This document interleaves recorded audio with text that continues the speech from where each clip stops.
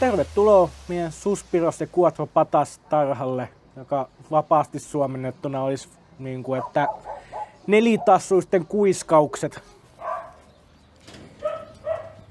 No niin, moi. Ja tää sijaitsee tässä Mihasin kylässä, eli aivan tässä suomalaisten tuntema Fuengirola vieressä. Ja tää meidän vuoro alkaa tosiaan niin, että ensimmäisenä me otetaan kaikki koirat ulos kenneleistä yksi kerrallaan. Ja meillä on aika tarkka järjestys siihen, että missä järjestyksessä nämä koirat tulee täältä ulos. Ja kun me saadaan koira ulos kennelistä, niin ensimmäisenä me aina kävelytetään sitä hiukan aikaa tässä pihamaalla niin, että se on niin kuin rauhallinen tavallaan se ulkoilualoitus. Koska jos me päästään vaan suoraan ulos, niin nehän on tuossa kaikkien koirien kanssa leikkimässä saman tien.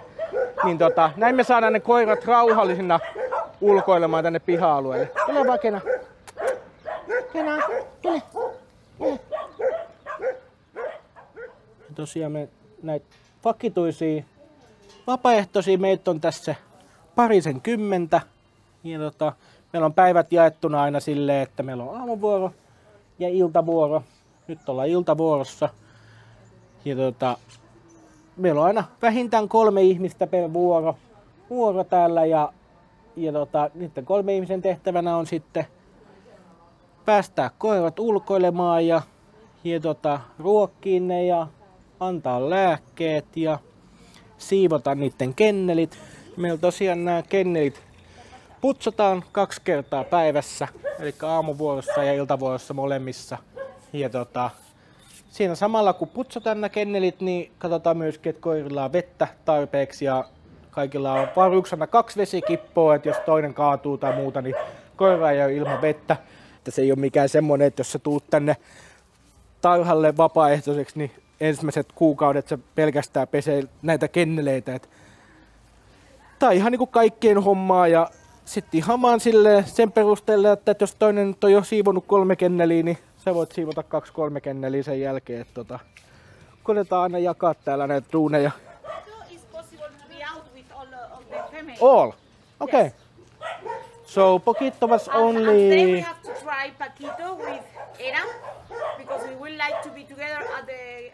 Tuossa aikaisemmin sanoin, että vuoro alkaa aina näyttää kenneleitä tai koiria ottamisen ulos, mutta kyllä mulla yleensä alkaa tää vuoro ihan ensimmäisenä kahvin keittämisellä ja kupilla kahvia.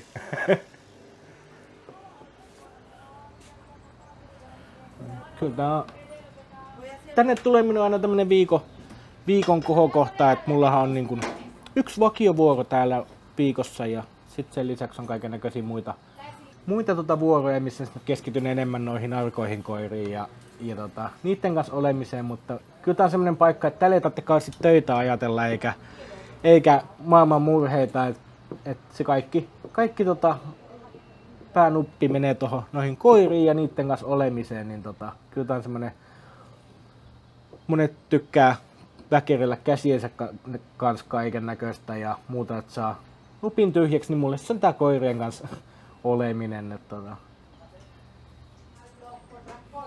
Pupa! Pupa! Tule! Moi! Moi!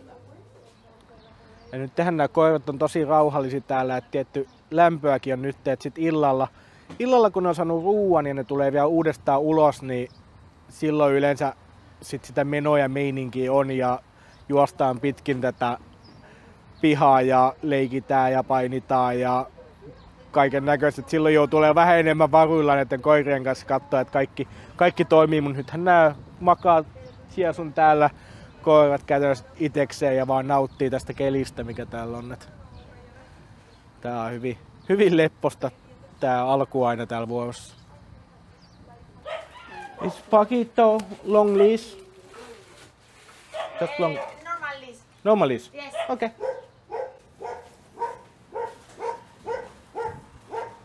Odota. Joo. Meillä on tosiaan aina tässä vuorossa vähintään kolme tyyppiä niin kuin vapaaehtoisia, eikä on lähinnä silleen, että yksi pystyy olemaan koko ajan vahtimaan tässä ulkoalueella, mitä nämä koirat touhuu ja mahdollisissa ongelmatilanteissa puuttua siihen ja erottaa koiraa, jos tulee jotain, mutta aika harvoin nyt tulee, mutta tosiaan se on silleen, että meillä on aina vähintään yksi henkilö tässä ulkona vahtimassa näitä. Sitten sen jälkeen, kun koirat on saatu ulos tuolta kenneleistä, niin sitten alkaa noiden kenneleiden siivous, mitä mäkin rupean tuossa seuraavaksi tekemään. Ja sitten vähän ajan päästä alkaa sitten ruokinta ja se vie taas yhden henkilön. Et 3 henkilöä on semmoinen, mitä aina vaaditaan per vuoro, että tämä homma pyörii täällä. Oli niin hyvä, kun hän tuli noin ton hänen lelun kanssa noin yksinään tuossa. Mä sanoin, että onko se ihan yksin? Hän tuli sieltä ihan innoissaan ton lelun kanssa. No hei pupaa. Hei.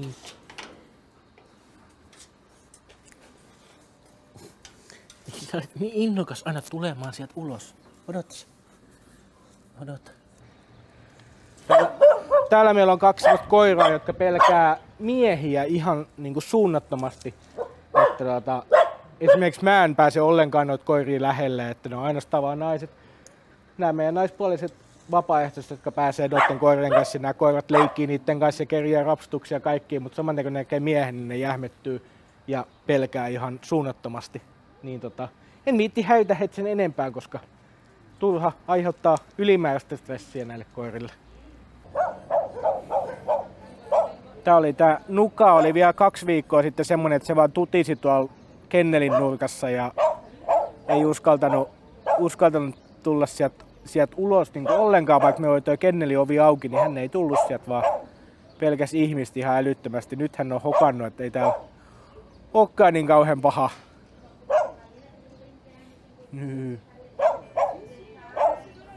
Normaalisti meillä on aina semmoinen lenkkirinki niin kuin koiria, jotka kuka vaan käytännössä tulee tuohon portille, niin voidaan antaa, että viettää lenkille. Joo. Nyt meillä ei ole tällä hetkellä yhtä ainuttakaan semmoista koiraa, että ne on vaan niin kuin meidän näiden vapaaehtoisia, ketä tässä on, niin niiden lenkitettävissä koitetaan opettaa ne lenkkeilyyn ja että me voidaan sitten taas antaa niitä kenelle vaan tosta noin niin kuin lenkitettäväksi. Niin. Joo, aivan. Ja täällä on myöskin tässä on tää, ketä on nyt on Mopin kanssa, on kanssa suomalainen ja sitten on tää oranssi tukkanen tässä selkä tänne päin on kanssa suomalainen. Niin on joo ja sit täällä on niin kiva kun nämä koirat tosiaan, kun ne pääsee tuolta kenneleistä ulos niin kuin monta kertaa päivässä.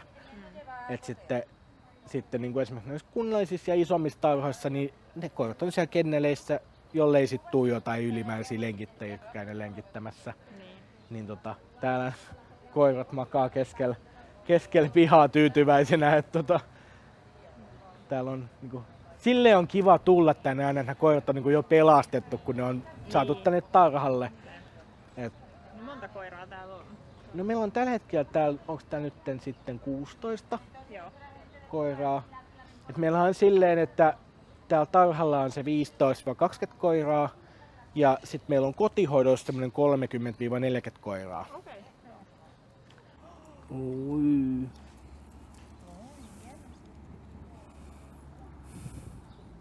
Sä olet kyllä aina ensimmäisenä, kun on vähän jotain nameja. Mulla on käynyt monta kertaa silleen, että 2 aikaa kun lähtee kotoa, niin silleen, että ilman takkia tälleen teepaidan kanssa. Niin sä et ota mukaan? Niin, en ottanut mukaan. Siis niin umpiäs on silloin 8-9 aikaa, kun lähtee himaan. Tosi kyllä. 2 takkia vai? Suomalainenkaan ei pysty olemaan. Ei, se on niin kostea ja kylmä semmonen, niin menee luihin ja jos tulee vähänkään tuuli, niin Tää Domina on semmonen, kenen kanssa mä oon tehnyt töitä aika paljon. Hän oli vielä tossa 2-3 kuukautta sitten niin semmonen, että hän ei kestänyt ollenkaan ihmiskosketusta ja pelkäs ihmistä ihan niin kuin hullun tavalla niin hän on tullut jo siitä paljon eteenpäin ja kuntoutunut. Tälleen me yleensä aloitetaan Dominon kanssa vuorot, että mä otan kupin kahvia ja istuskelen Dominon kanssa ja jätän vähän nameja ja vaan olla ja hengaillaan niin hän on oppinut luottamaan sitä kautta muhun ja sitten kun hän on oppinut luottamaan muhun, niin sitten hän on myöskin oppinut luottamaan muihin näihin vapaaehtoisiin ja sitä kautta tosi monen koiran kanssa mennään, ketkä on arkoja, että kunhan se saadaan luottamaan ensin yhteen ihmiseen, niin sitten se semmoisena lumipalloefektinä sit rupeaa luottamaan myöskin muihin ihmisiin. Ja sitten vähän ajan päästä hän onkin sitten semmoinen, että se on häntä heiluen tuolla moikkaamassa kaikkia. Niin.